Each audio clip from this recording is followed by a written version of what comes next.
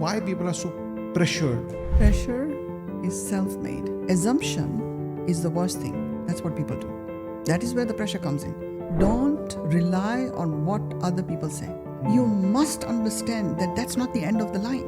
What's the journey of rewiring? If you want to do something in life and you want to rewire yourself, think inwards. What is it that you exactly want? You must have a specific goal you want to carry out. It is important to be very, very close with your children. Open conversations on your dinner table. Children also imitate their parents from a young age. Is reality real? What exactly is reality? We'll have to look inside. So I want to go a little back on the story when you started that you had a very expensive sari in your head. What is it that I needed to do to rewire myself? I needed to let go.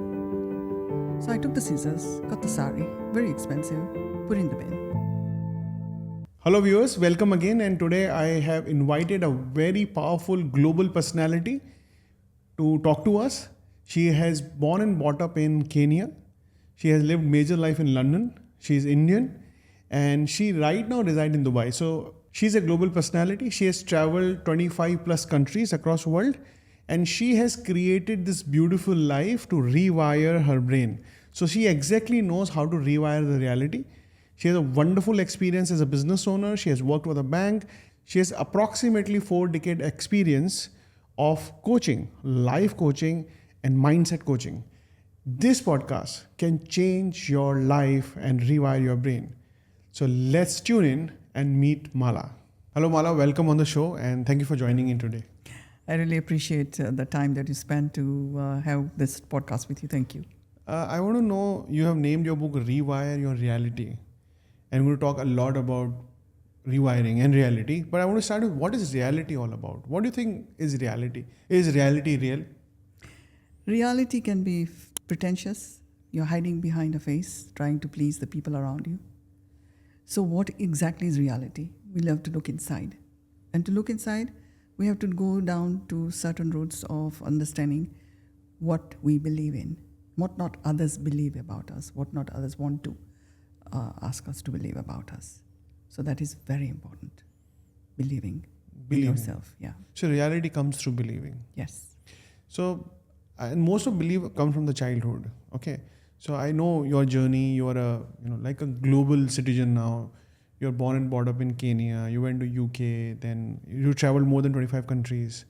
You're living in Dubai now, and you are by DNA, by blood, you are Indian. So minimum 4 countries we can see in you, and so much of travel. So can you share your story about how you ended up in so many countries, so many places? My childhood, as you mentioned, that I was born in Kenya. 4 fathers from Gujarat. I had the privilege to travel because of my dad's business. So one of the points was UK, Europe, and USA. Fast forward, we're talking about the 70s, and then fast forward to the 90s, when I ended up working for a bank, where I managed to travel to other Eastern European countries. So a journey from there and also to South America, Far East, all that. My passion is about learning of how people behave, how they react, and all this experience traveling through different countries has put me into the position of where I am right now. So you have a lot of business acumen because you have handled your father's business. You're a banker because you worked in a bank, and you've been in the business of coaching and training from last 38 years. Yes. So it's a long journey, and you're a psychology student too. So why did you pick up psychology as a subject to study? While growing up and coming from a very extended family, large family, both from my parents' side, father and mother, and I was observing how people reacted to certain things. Why did they behave like that? And I would say, oh, okay, so she was upset because of this, because somebody said this, and she just decided to go and throw her anger on somebody else. But most importantly, I came across psychology as a subject when I decided to go back into the industry after my daughter was born and see, okay, what is in demand? Where can I find something that I can open up as my business? So I started a training company to teach people how to use computers and electronic typewriters.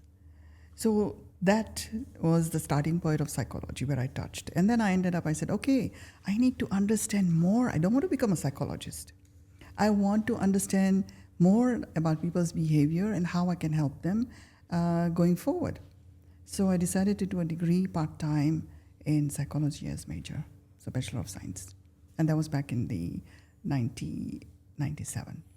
And I know because we've been talking pre-podcast that you've worked with one of the best coaches of the world, like Tony Robbins, and your coach, Miss Campbell. Yes. So, would you like to share your journey of being a student first before you became a coach?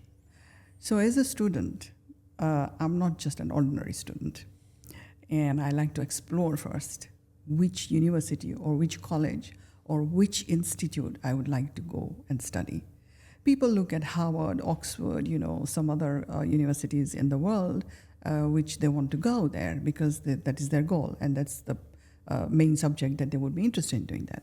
So I explored and I came across this fantastic company, one of the top coaching company in UK.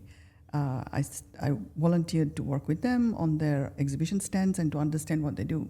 And a year later, I ended up training under them as a life coach, executive coach, and I assisted them also with their own business. That's where I met my mentor, Dawn Campbell, a super young lady, and she really held my hand together with the CEO of the company, Mr. Donovan, who even for today, we are still friends, and you call upon, I will be more than happy to help them. So it's important as a student to explore where and what you want to do and how that's going to take you further. So that's how I ended up training under them as a life coach. And I found that going along the journey, the word mentor came along. And I said, so what is mentor? Mentor is more about being able to advise people, give suggestions, while coaching is to help individual to explore their own words, their own what they want to do. And that takes a little bit longer. So mentoring is okay, you want to give them not a quick fix, but to show them these are the options you have, and you could take one or two options from them and see where this is going to lead you to the goal that you are going to achieve, or is there plan A, B, C? So life coaching and mentoring is one of my most passionate thing from a very young age. Even in the school days, people say, oh, Mala, you have the solution. How do you think we should do this, do that? And I'm thinking, I'm not the expert, but hang on a second. Let's look at the experiences around from cousins, etc. And I would sort of kind of give on the tip of the, okay, let's do it this way, or let's find something together. So my journey has been as a coach and mentor from a very young age. I've always learned to observe. And one of the most important things as well is when you're observing, keep your mind shut, meaning keep your mouth shut. Observe, understand first, and then decide if you want to share something. And when did you actually apply these principles in your life? I know you apply every day, but what was the biggest shift in your life when you understood that I need to change the reality which I'm not liking at the moment, and I want a new reality of my life, and you rewired. So what is the story when you used it to change your life? 1987, now we're going back about nearly 40 years, was the time when I was at home with my baby. And I looked at myself in the mirror and I'm saying, no. I cannot be staying at home just doing goo goo gaga, taking care of baby and nothing else, not be a typical Indian staying at home and watching series. I was had a beautiful sari in my hand, very expensive. And what is it that I needed to do to rewire myself? I needed to let go. So I took the scissors, cut the sari, very expensive, put in the bin. Okay, so now I'm looking, okay, I've got the sari, put in the bin. What's the next step? I need to go back to college. I need to update my skills, my experience, get some qualification, because without qualification, people are not going to even look at your CV. So I went back, I studied teaching electronic computers and electronic typewriters and computers. And that's when Lord Alan Sugar had taken out the first Amstrad. I bought that computer, and I promised myself. Now here is a example of how committed you are to your goal. I bought that, and I said to myself, I have a goal. I want to get my money back off the investment I already done. So within 2 months, I had my clients, and I recouped my money. Wow. So you must have a specific goal you want to carry out. You should have clarity of what you want to do. Don't think like, oh, this is a big branch. There's a big branch of a tree. You are the pillar, but you have so many branches and you don't know which one to pick. So you've got to make sure that you know what you want. And you have to promise yourself you're going to go and find people who want your help, not people who don't want your help. We cannot think like, oh, let me go and help this person. Let me go and help this person. Sometimes you are wasting time because they don't need our help. So I found clients who actually needed help.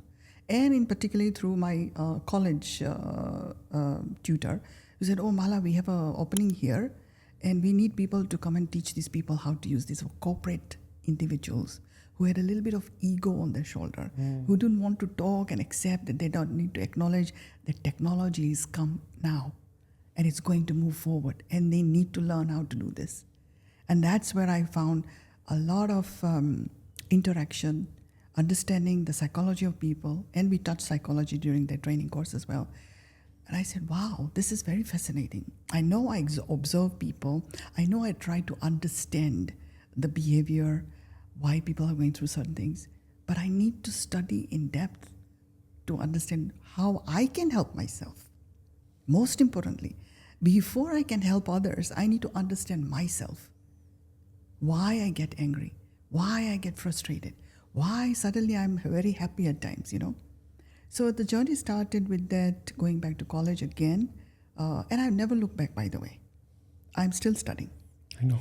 So I never looked back. So I said, okay, go back to college. It's a part-time in the evenings. And then I decided, okay, I did the 4 modules. And I said, I need more.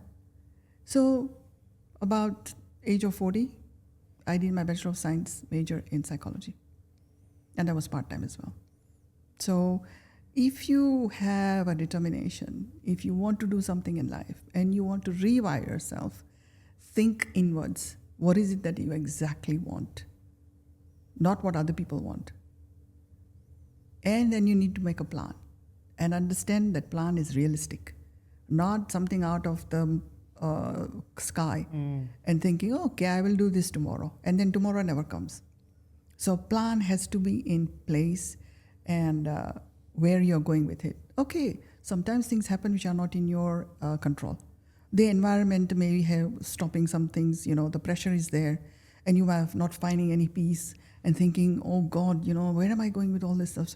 So when the pressure is there, get a pen and paper, write it down, things to do. First thing, I need to explore which subject I want to try. Secondly, how am I going to get that? Or how am I going to expose myself to get the clients or to teach or to get some promotion? So there has to be written down. If you don't write it down, you'll forget it. When you write it down, you don't have to remember it. And then you tick it off when you're finished with it. So it's very important to focus even when you are under pressure. So I want to go a little back on the story where you started that. You had a very expensive sari in your hand and you took a scissor and cut it off. So was that an action of an anger, or was that an action of metaphoric thought process to let it go? And then we want to go towards letting go. The realization of actually was because, you see, people hold on to things. People really hold on to things because they believe that this is my life. This is what I need to do. It's not that you want to do. It's not like, oh, this is I want to do it. It's like you are pleasing people around you and thinking, oh, I need to carry on with this. So that realization happened, and I say, no, I am built for more, better things. My journey in this life is not sitting at home and watching movies or TVs. My journey is to share what I have inside me. And going forward, whatever I'm going to learn and experience, I need to share. We came with nothing, we're going to go with nothing. Important thing in life is share something from your experience with other people so they don't make the same mistake. They can learn from my mistake. So it's like on the keyboard, you have the delete button. So delete that or erase it. There's no going back. Because once the things are done, dusted, don't rewind that same video because you're wasting your time thinking about, oh, I could have done this, I could have done this. So in that moment, I said, I need to take an action which may be painful. So it was a conscious call. Yes, maybe painful because that sari was not just 5,000 dirhams or like that, or 500, was about 500 pounds back in 87. Beautiful sari. But to let go, you have to have that guts. You have to have that determination that I am going to do something. And then let go of it. Let go of it. Because the more you chase after and holding on to things, you're not going to get anywhere. Because that is not who you are meant to be. That is not what you want to do. That is what other people want you to do. That's maybe families want you to do. Your friends want you to do. So I'll come to it, but small advice to our audience that, a woman who's listening, do not just go to your wardrobe and cut your sari because you're listening to Mala. You need Mala as a coach. She'll guide you because it's a process. It's a structured process to get things done, and with the right guidance, though it still give the results, but with the structured process, it can be far greater results. Or a man who is listening, he goes and cut the best suit. Or don't do it right now because you need to talk to Mala first before you do that. So that's a small advice to all the audience who are listening to us. But I want to go back and talk about you were saying that I also know that we live the life not chosen by ourselves or myself. I rather live a life which is given to me by my family. First is parents, and then the family, and then the society. And that's what makes us engaged, and that's why we are suffering. Okay. So can you put little light on that, when you say, your friends are expecting, your boss is expecting, and your wife is expecting, your husband is expecting, your mom is expecting, your this is what they are expecting from you, but how do you let it go? So can you touch upon light on this? Because I think 100% people on earth are suffering from this. Absolutely. Thank you for asking that question, because that's the deep question that alerted me to rewire my reality. Now, what is it that triggered it off? First of all, it had only been about 4 years since my father passed away. My father had always instilled in us siblings that you can do anything in life. And especially being girls, he said, no, you can do this. So I was also part of my father's business. He started training us at a very young age. So I was exposure to, talking with business, observing him, talking to business people, etc. Now, if he was able to trust us that we are far capable of just being a woman, but we can go beyond being a woman, beyond being a housewife, beyond being just a homemaker. 3 things he taught us was, be independent, have a skill, experience where you can get a job.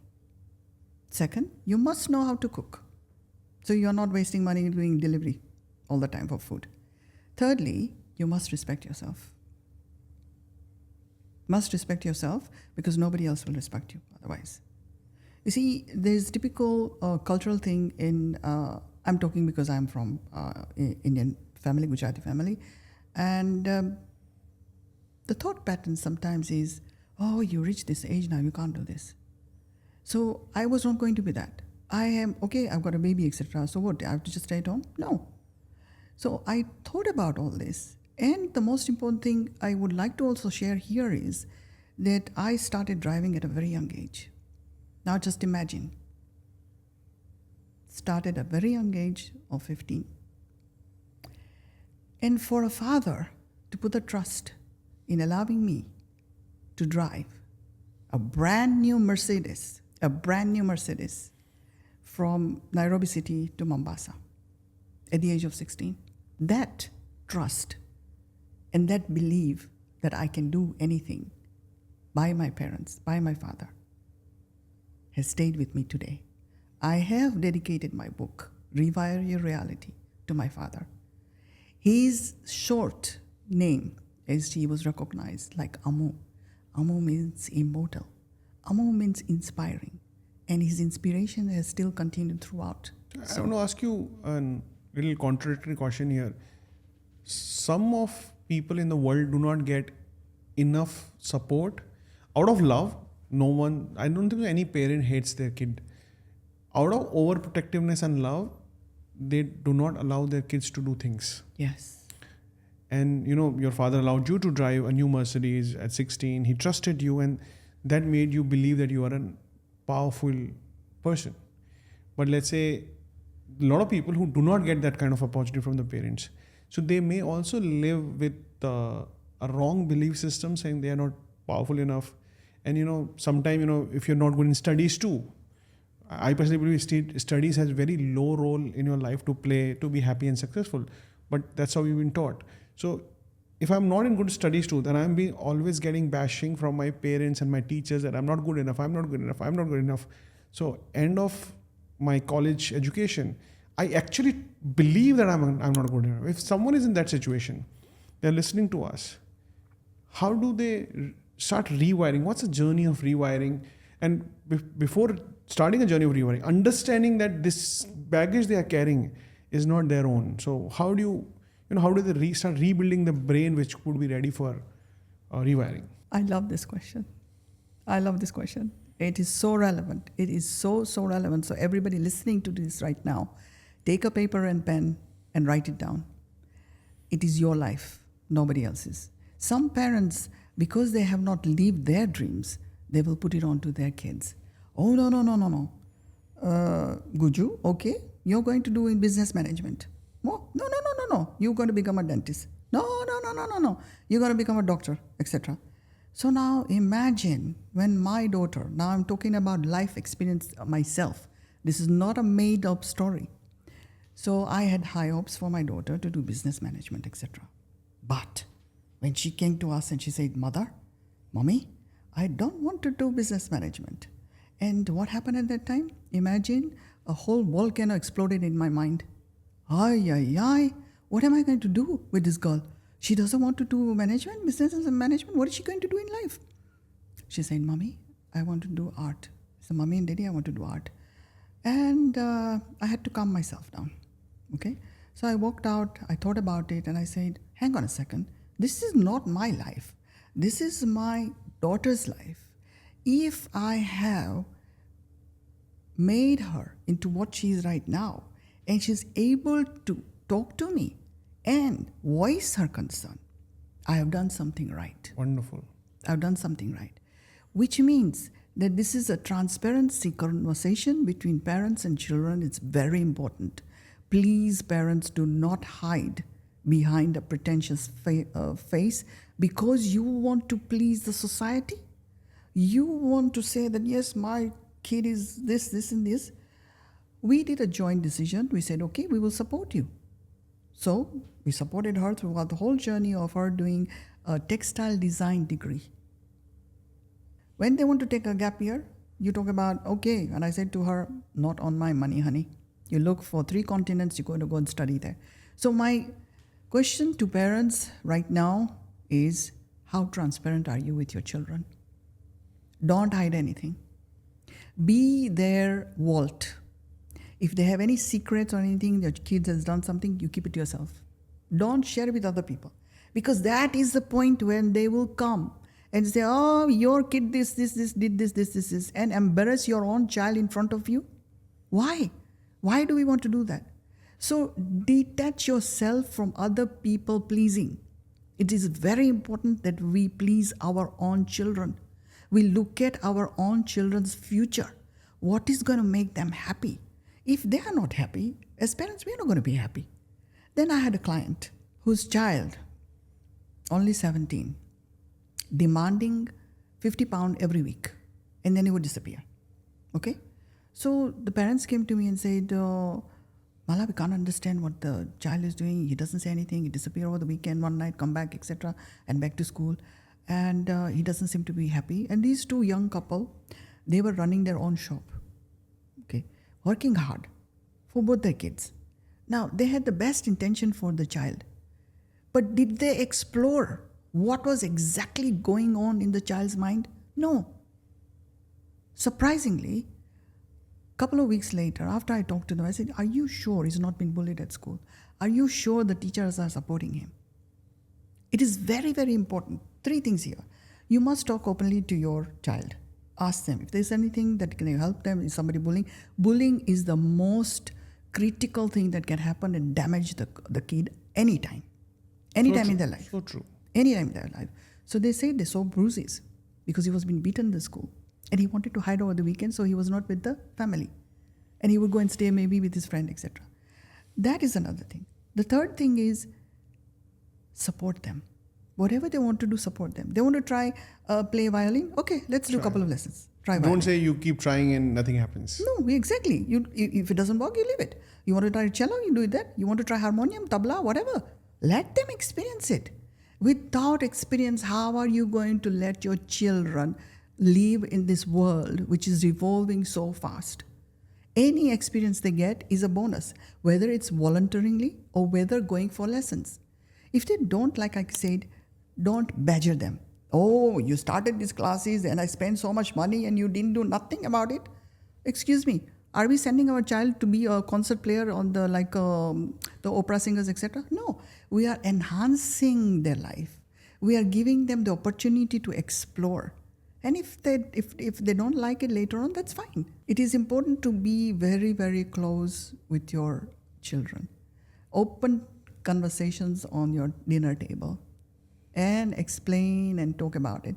Imagine my daughter at 6 years old, we were sitting on the dining table and then she'd seen a clip on the news and then she started, "Mommy, Daddy, can I say something?" "Yes." "Okay. You know, in the news today was this. And I was looking at myself and my husband.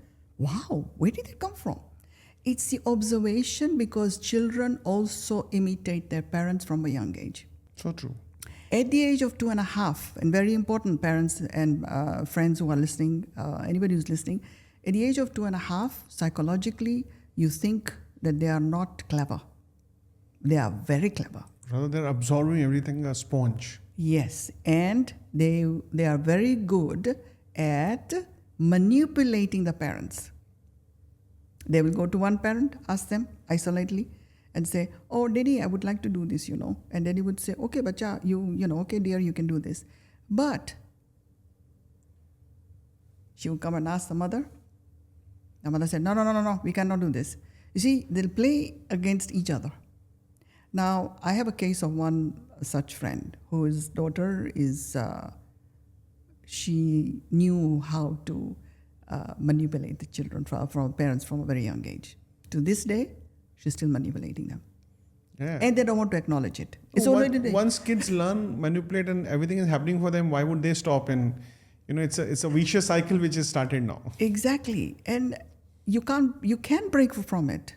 You have to be very, very strict and forceful about To it. break it, yeah. And you have to say, okay, now this is your time. You are eligible to work. Go in on your money, and then let's see what happens. So when the first paycheck came, when my daughter was started working, and she looked at it, she said, "Mommy, oh my God, I've given so much tax. I earn so much, but I'm only left with 25%. She had other expenses and all that." I said, "Come to reality, honey. Come to reality." So we have to let them try. We have to let them experience their own way. And that is where parents come in as individuals, not pleasing the society, not pleasing other people, not pleasing friends, and don't compare your child with anybody else, because your child is a unique child in himself, and he or she will grow as we pour more water to the tree. That is how they will blossom. I would like to take this into a different angle altogether, because when you're talking, a new angle came to my mind. So when I look at from the parents' angle, let's say a father, the kind of economic crisis, ups and downs keeps going. Father is also listening from the boss in the office. He lives under tremendous pressure. And the advice, what we are talking right now, it looks very good when you are into peace. But if you're not into peace, you are just, it looks good while saying difficult to do. So let's talk about I see that in today's world, people are living with tremendous pressure across world. And what's this pressure all about? And can you define why people are so pressured before we go to the peace side of it? But let's understand why people are suffering so much from the pressure, both parents. So any men and women who are grown up, they're working, even if they're homemakers, everyone is in the tremendous pressure. So how do you understand what's the pressure all about? Where the pressure comes from? Is it real, or it's just a imagination of my mind, and can I work on it to rewire this pressure into peace too? Pressure is self-made.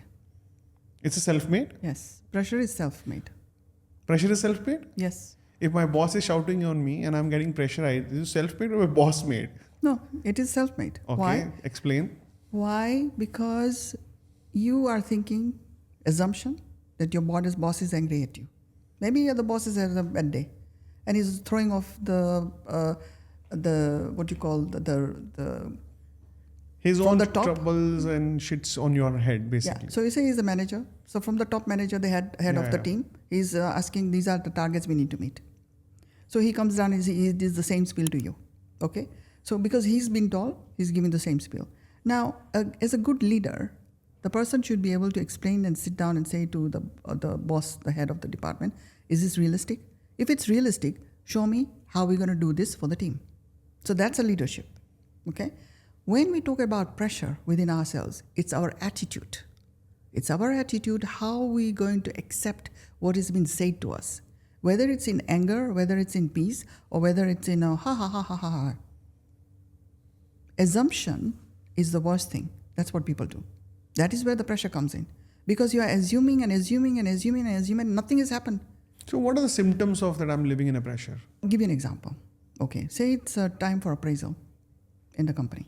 And everybody's, okay, I need to finish this target. I want to do this, and because I want to get a promotion. So people are excited in the sense of, pressure. I need to make sure that my report is done properly, etc. If you have done your job properly for the whole year, why do you have a pressure during the appraisal? It is what it is. Because you've done your work, you met your targets. If you hadn't met your targets, you will put down in your appraisal, this is what happened. So why have the pressure? See, people are running after things which are not necessary. People are making a world around them. Oh, I need to do this, I need to do this. What is it? For example, let's go back to the homemaker. How is it that the homemaker, first thing in the morning, is very calm? Because he or she knows that they need to do certain things for the family in the morning. Okay, make the breakfast, make the tiffin, make the lunch, make sure that everything is ready for them to go, and after that, they may have a little time of peace for themselves because they know what they need to do. They are not assuming that the child is going to want this food in the tiffin, etc., or the books are not ready in the bag. So assumption, how you assume what other person is saying, don't assume. That's my thing. Don't assume. Why? Ask the questions. Ask the relevant questions. If you are afraid to ask, what's the point of being in the job? Huh? Why are you cursing the boss? Why are you cursing the bank? Go and talk. Or why are you cursing the organization? No. Because you are not asking without your free will, because you are afraid to, because you don't know. But here's the thing. If you don't ask, you don't know. Most importantly, always ask. Even when you go on holiday, okay, you booked a hotel room, and you go there and you find that the hotel room is a little bit small, go downstairs, speak to the manager. Oh, can I have another one? Better room, viewing, etc. Who knows? They may be in a good mood. They will give it to you. Same thing with a child. When we were children, we always came and asked our parents, can I have this? Can I have that? What will they do? They will either say, do your chore, then I'll give you an ice cream. Or do this and I'll give you some money to put in your account. You see? So we have forgotten that. We are always assuming that, people are putting us under pressure to do this, that, the other. No. I, having worked in a corporate environment with over 28 different nationalities and how to manage working with them. There were incidents where people said, Mala, we can't work with this guy, he's like, can you please take over? And then they would ask the head of the department, say, Mala, do you think we could swap and do this? And I said, yeah, no problem. I have no problem with anybody. Why? Why take other people's, you have to understand other people's cultural background, where they're coming from. Why are they acting the way they are? If you don't ask them and have an open conversation, forget it. You're under pressure. And you remember, people use pressure cooker. And you wait for the whistle to go. Is that what you're going to wait for? You don't want to wait for that. And then when the whistle goes, then your life becomes a pressure cooker. Exactly. So never assume. Always ask. No, I also believe that even fear of asking comes from our childhood belief. As I've been continuously going to my parent and ask, and they say, no, keep your mouth shut. No. They don't even give me logic and reason. And I'm a kid. What I understand is, if I ask, I get bashing. So let's not ask. So let's go to belief system, because I think this all is curated in our mind from the childhood, which reflects as a pressure in your maybe adulthood or your working age. So what is belief all about, and how the beliefs are created? Beliefs are embedded in us from a very young age. What maybe? Belief means What age? Right from toddlers. Oh. So when you're growing up, as the first child, you will be saying, okay, no problem, you can, you fall down. No, it's okay, not to worry about, it'll be fine. So you're reassured at that time. Then as you are growing up a little, we go to school, so you say your marks are not okay, you're not excelling in certain subjects, etc. And then they will say, she now needs tuition. Okay, we have to get her tuition. Now, when they get the tuition, say the teacher is not gelling with you because he or she is not able to explain to you. Give you an example. One of the piano tutor at the school said for my daughter, oh no, Mrs. Shah, I can't teach her anymore. She's not interested. I said, okay, no problem. How much do I owe you? Finish, khalas, that's it. I got another tutor for my daughter. Now, here is the example. Don't rely on what other people say. You must understand that that's not the end of the line. You can still progress. You can go to somebody else who will actually hear you, listen to you, and say, okay, let's do this. Got another person, fantastic pianist teacher. He assessed her. I said, Mrs. Shah, we can skip her two grades straight to number 6, and that's it. You see? So there is a difference between teachers as well. There's a difference between people how they observe your child. You must have faith in your child. You must support them. So never take a word of other people just because they said it. You have to listen to your own thing. But let's say it has been done now. Yes. Because now they're listening to us now. So it's time is so done. Now, so what can be done? How do we rewiring journey starts? It is at any age when you realize as an individual, okay, everything has happened, say, in your childhood, in your primary school, secondary school, maybe even to college. Rewind that, okay? I'm not saying rewind it every day. Sit down, rewind, analyze what happened. What was it that was said to you continuously that you cannot do this, etc., blah, blah, blah, blah, blah. So for me, it was like, I'm the queen of organization in the entire family.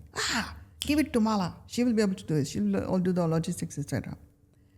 But when it comes to accounting, no, leave it. Let somebody else do it. Fast forward, I believed I can do it. And that was when I started working for other people as well, who believed that I can do it, right? So imagine now, whoever is the accountant right now listening here, even if you're not an accountant, you're a business person running your business, homemaker, that you have to budget, etc. So turning Russian accounts and in putting them in a special software package to churn out international accounting standards, I was able to do that. Imagine, because on my 7th year in the bank, I became a senior portfolio officer, analyzing, monitoring, and giving the risk management department what they need to work on. So where did my figures come from? Where did my accounting come from? Because I believed I could do it. You got to believe what you can do.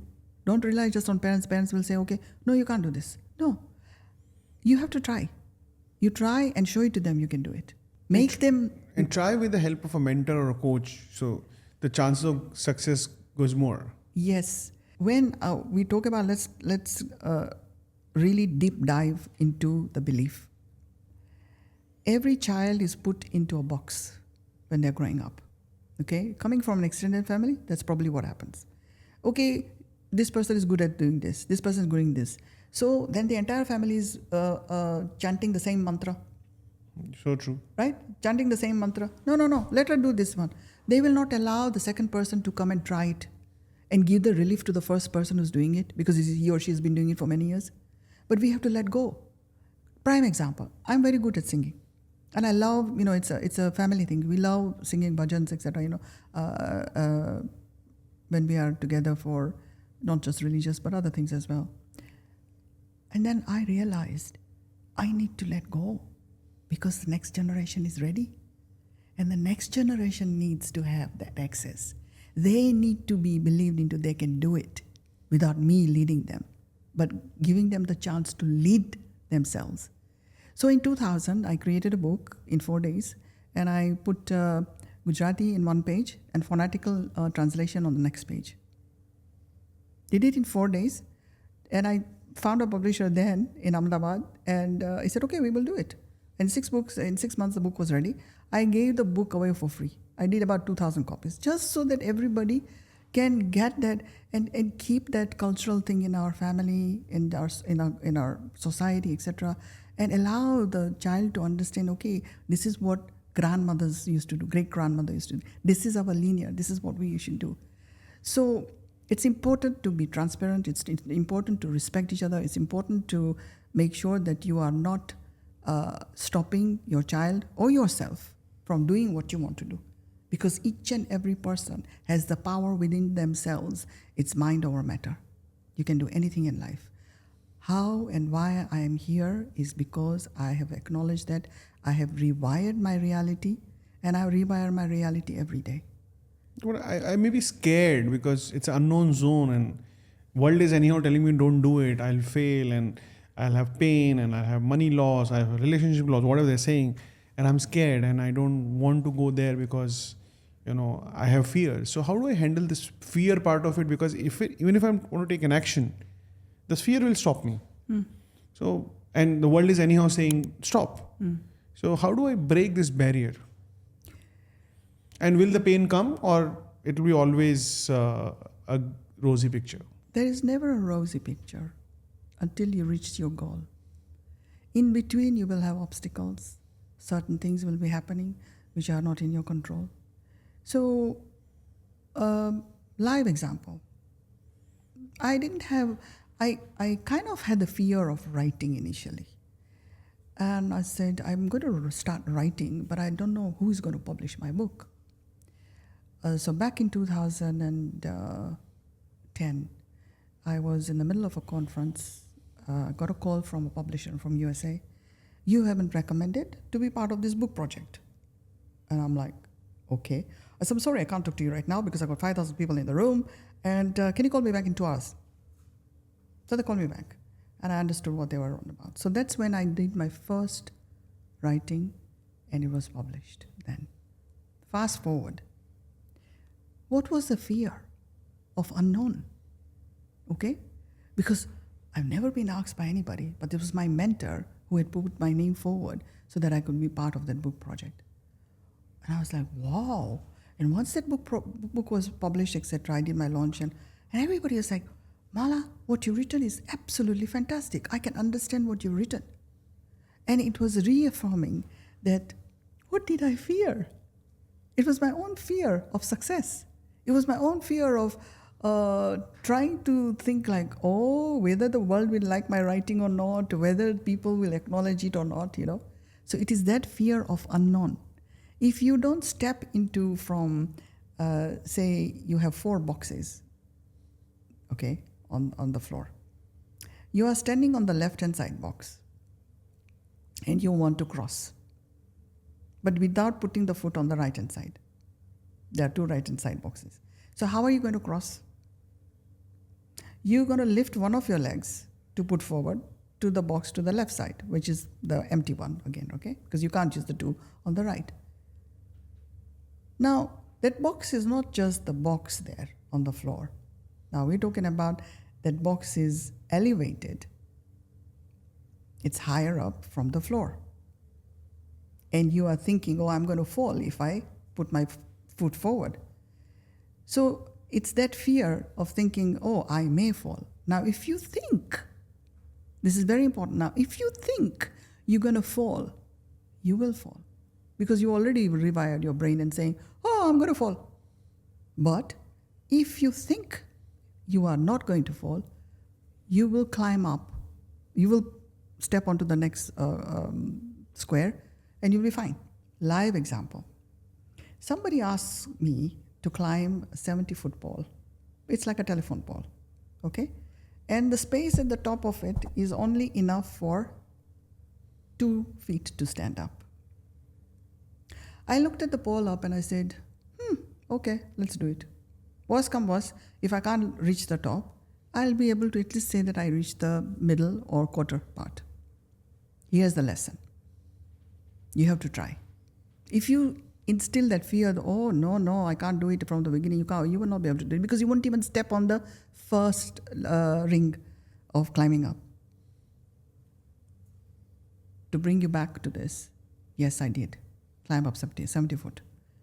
With the harness, by the way, and this cannot be done without a professional... So the life is same. So you just need to take a step, say, I'll try, and your harness may be your coach and a trainer and some support system which says, a positive support system which says, okay, everything will be fine, but if something goes wrong, we are here, don't worry about it. Exactly. Looking for a coach and a mentor is very important. When you do look for a coach and a mentor, please be careful of how you are, again, I mentioned the word transparency. Be transparent and share those things that you are worried about, those things that you fear. Be open from the beginning. So then the coach and the mentor can guide you. Otherwise, you will be going around in circles. And then you will give a bad name to the coach and mentor and say, oh, he or she didn't do nothing for me. I did this. But if you as an individual are not true to yourself, nothing else will work. So another important question for our viewers is, there's a term called life coaching. You've been in life coach from, I think more than approximately 4 decades now. So what is life coaching all about, and do you really need a coach in life? Yes. And because my life, I have to live it. How a coach going to help me in my life? So this is a generic question. So what is life coaching all about and how it can help me? Okay, so life coaching is quite broad. You can have a life coach to help you with your goals. You can have a life coach just to sit by and listen to you and that's it and nothing happens. Now, life coach you may need some time in your life. It's not throughout your whole life. Because some people come to me and say, oh, I'll need 6 or 10 sessions. And I'm like, wait. I will give you a questionnaire. Answer those questions, 10 questions. If from that 10 questions, they come up and say no to one of them, I will guide them free of charge. I'll guide them and say, okay, go and do this. Come back and see me after a couple of months. If then you still think that you need me as a life coach, okay, we will carry on and move forward. People can find their own answers most of the time. They need to just understand what they are going through, how the process is happening, why they are self-sabotaging themselves, because they are not rewired with their own self-belief. If they believe in themselves, they'll be able to do what they want to do. And what all areas as a life coach you can help people? My expertise is about empowering people, encouraging them, and rewire their belief system. Because their belief system is the worst thing that if they cannot acknowledge and say, okay, this is what's happened to me, this is what I've been believing about myself all this time, I need to change that. So once you get rid of that, you cut the strings of the apron, it's okay, that's it, done. Now, this is me new. This is what I'm going to do. And this is how I'm going to move forward. And that's it. So it can be used in any area of life. Someone is suffering from any disease. Can it be rewired Yes. in the physical reality? Yes. Say, I will start with just a normal person who is going through some emotionals in their life because they cannot manage work, their personal life, and a lot of things are happening. So they come for just reassurance that they are doing things the right way. So I would say, okay, let's explore that. What is happening? What isn't happening? And what is it that they don't need to keep hanging on to? So we release that. So that's one thing. Second, there will be executives or corporates or people in a high pressure job. They will say, oh, I am not able to speak to people when I go to a meeting, and I can't find to get their their business cards. So I would say, so what is that fear about that? Why? All you have to do is just like everybody else. You just go up to them, start talking, and say, "Hi, my name is so and so, and I would love to have a chat with you, and maybe we can explore some collaboration." This is a live story, actually. This is a gentleman and writer who had been recommended, who I was recommended to. I never met him. Just talked to him on the phone. In the second meeting, second session, and he said, "Mala, guess what?" I said, "What?" He said, "I was in a meeting, in a conference meeting, and I managed to get 30 business cards." For him, that was an achievement. Wow. An absolute achievement. And I said, "Well done." So I said, "What happened then?" He said, "Well, you told me not to be fearful about it. Just go be friendly and go and ask them." And that's exactly what I followed. Another example. A lady who failed her driving test. Everybody in the family said, "Oh, no. Now forget it. You will not be able to pass anytime." Okay? So she was very sad, etc. And I said, let's do something. So I took her in her own car to drive from where we lived to central London on a Saturday afternoon. Now imagine, central London, if people who have been to London, they will know there is a big roundabout near the Hyde Park, the famous Hyde Park. So I took her there. She was asking, "Where are we going?" I said, "Just drive. I've given you instructions, just drive, and I'll tell you when we reach." So by the time we reached, she wanted to go bathroom. I said, "Okay, there's a hotel, you can go in there." She goes, No, I can't. I said, "Okay, please go, because we need to get back home." Anyway, she went in like a mouse and she came back out like a lion. And I said to her, "When you're in the bathroom, go and pick up that paper towel which has got an emblem on it, bring it back." He said, "Why? Don't ask me questions, just go and do it." Came back in the evening when she said to her husband that she's driven to central London. They couldn't believe it.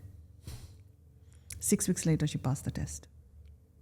So it's a belief. If you believe you can do it, and nobody, by the way, in her family had ever driven in central London, and for somebody who hadn't passed the test, she did it. Why? Because somebody believed in her. So you got to believe in yourself as well. If I didn't believe in myself, I wouldn't be able to do things that I wanted to do. If I didn't believe in my husband or my daughter, they wouldn't be able to do certain things that they wanted to do. So you have to have that belief. Where does it start? From inside. When you acknowledge that this belief system is not working for me, you let it go. Because for me, certain beliefs were not working for me. I let go. People said, "Oh my God, she's like this, like that. Oh, Mala, you're very fearful. You're very like a warrior, etc." Hey, I am. It's okay. I am whatever I need to be. Whatever I need to be, not what other people want me to be. So very important. That's how it works. So a belief works in a way where I need to believe myself, and sometimes I need someone's reassurance that I need to believe myself. That's all. And so you need to have very powerful mastermind community with you. Yes. Who are positive thinkers, who push you. And you will have to find and create that community, or you work with your coach or mentor, because they will also provide you that kind of community. So, but it's a power of community and a right coaching and mentoring, because you did the right coaching or a mentoring to that lady who could pass the test, because she got to believe that if Mala trusts me, then I can do it. Absolutely.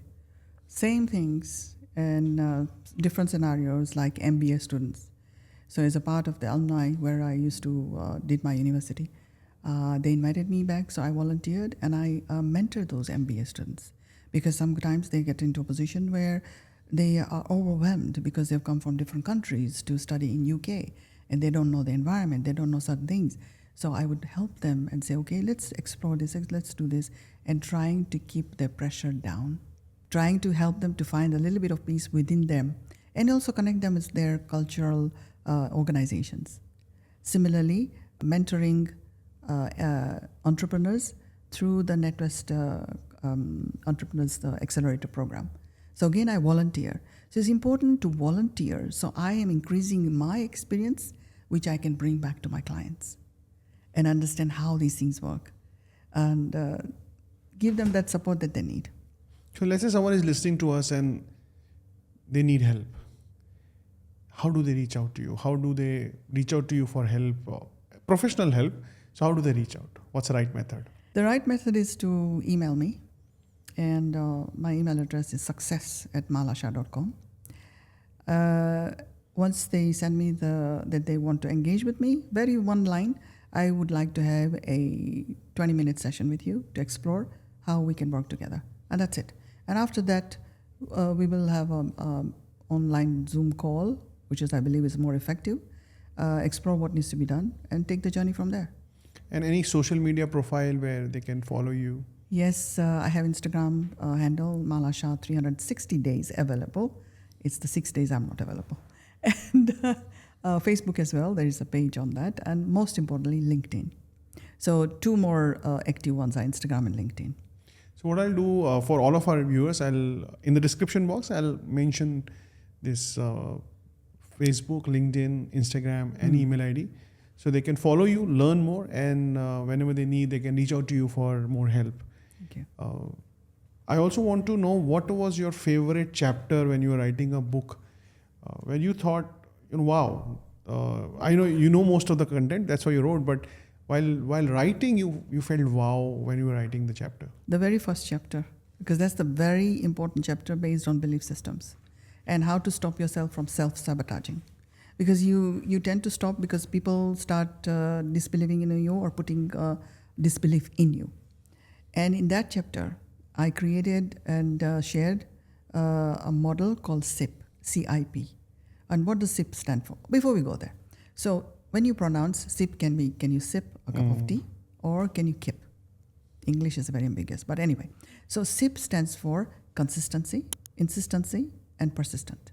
Wow. This is a research I did over 5 years to understand how celebrities, how politicians, how people who are very successful in their life do things. Very simple. They are consistent in what they want to do. And they will insist to get some answers when they do exploration, or which people I need to go with or whatever. And then pursue their goal. They're persistent in how they plan to do and execute it. Wow. So CIP, so that's SIP. one of, and the second last chapter in that, which is decluttering. It's a very, very short chapter, but it's important, very important. Do not clutter your mind with past history and don't rewind that same video again and again. It's not going to work. You cannot erase that.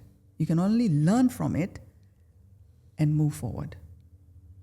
And please keep your environment decluttered. Meaning, if you got things that you haven't used for 6 years or so, 5 years, sell it if you can. If you can't sell it, give it to charity if it's worth giving to charity. Otherwise, please dump it. Dump it, yeah. Yeah. Declutter your house, declutter your mind. Yes, absolutely. Wonderful. So these are 2 favorite chapters. And would you like to give, I know you've written a gratitude section here, but would you like to give gratitude or acknowledgement to few people in your life who've been support system for you? My biggest mentor who put me in that position is my father. I have dedicated this book to him. Without his discipline, his guidance, and using that throughout my life, I would not be here right now. I like to say thank you to my mentor, Don Campbell, Nandita Prasad, one of my biggest mentors working at the bank. She was very stern, very karak, very strict about things, but her heart is like a soft jelly. And she pushed me quite a lot, together with Mr. Kenji Nakasawa and Mr. Andana Kovitswamy. So that's from the bank side. And the people I met along the way, Ian Young, a very, very dedicated person who helps people to come out of addiction. His guidance, his support as well, and other friends who have believed in me, Nimitta, Sam, Carolina. There are plenty more that I could have a whole list, and we could be on this podcast for a long, long time. But those are my gratitude. And most importantly, of course, not just my family, my husband has been the pillar of my support, and my daughter. Thank you. Wonderful. Yeah. And how was your book writing journey, and how was the entire process? I know it came out very fast. It's like a light. So, how was the experience there? So, my thanks to Wings Publication, and particularly yourself, Dr. Kailash Pinjani. I'm so grateful. We met in a short while. The book was put together in less than 6 weeks, I would say, for me. I was revising some of the paragraphs, some of the chapters, and then added 2 more. The team entirely was fully supportive. I really enjoyed the journey. And I am very, very excited. The book has come out. It's been published. And I'm one of the top Amazon seller. Yeah, I know. This book became Amazon bestseller in just few days of launch. So people are loving it, buying it, and it's they're changing their lives. So thank you for writing a wonderful book. Without the support, and like we talk about coaching, mentoring, etc., it is very important that you find the right coach and the mentor. And for publishing my book, I found the right mentor and coach, and that's you. So I'm very grateful to you for giving me and holding my hand throughout the whole journey, and to put this together and launch it within 6 months. Wow. Within 6 months. I'm like, wow, this is not only how would I have met you, coming here in Dubai, saw your webinar, and then I said, no, I need to go and attend the 2-day class, and then the rest is history. Your way of engaging with the author, supporting with all the dynamics that are involved, the book cover to writing the title, finding the right information that we need, and the editing, every little detail has been taken care of. So for me, there was no pressure, apart from making sure that I'm writing okay. And I found peace, you see. So peace over pressure. Peace over pressure. Peace over pressure. So when you are pressurized, if you have the right person along holding your hand and guiding you who has the experience, and you have that experience, and I've never met you before, but I would just connect it, and knowing, because you have authenticity, you have integrity, and without that, without your support, I wouldn't be here where I am right now with the book. And I'm so grateful for that. Thank you very much. Thank you to you. And it's one of the very powerful books. This book is available on Amazon globally. Wherever you are in London, you are into US, India, Dubai, anywhere in the world, this is globally available. I would recommend all of you to go buy this book and rewire your reality, because this all starts with a single small step. And anyhow, Mala's contact details are there in the description box. You can go connect her, follow her. And personally, I can vouch for her work. She's been in the coaching and training business for the rewiring the brain and the reality from 4 decades. Okay, most of you who are listening may not have age of 4 decades, that kind of experience she has. So follow her and talk to her. Mala, I know you are a multi-talented personality. Today we spoke about one topic, but I would like to definitely call you again on our show for some other topic which you are expert on. And thank you very much for getting time out and meeting me here, sharing all the information with our viewers, listeners, and giving them a hope that reality can be rewired. Absolutely. Thank you very much. I would love to come back and talk about so many other things, but as a last closing from me to everyone, can you climb a mountain? You can, when you want to. And yes, I have climbed the highest mountain in Africa. Wow. Without doubting myself and knowing that I can do it. So you see, so everybody can do what they want to do in life. Thank you very much. Thank you very much, Mala, and see you soon again. Bye-bye all of you, and just another reminder, go and buy this book. Bye-bye.